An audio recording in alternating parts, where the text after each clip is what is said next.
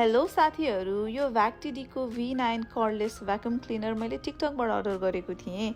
आज चाहिँ कस्तो हुँदो रहेछ, खोलेर युज गर्नु पर्यो भनेर लागेको। हेर्नु न कति मजाको रहेछ। एकपटक चार्ज गरिसकेपछि मजाले तान्दो रहेछ अनि ब्याट्री पनि रिचार्जेबल रहेछ। एकदम पावरफुल रहेछ। हेर्नु न कति मजाले तानेको। Easy and handy to use पनि रहेछ। तपाईहरुलाई पनि चाहिएमा तलको येल्लो कार्डमा क्लिक गरेर लिन सक्नुहुन्छ है त। Thank you.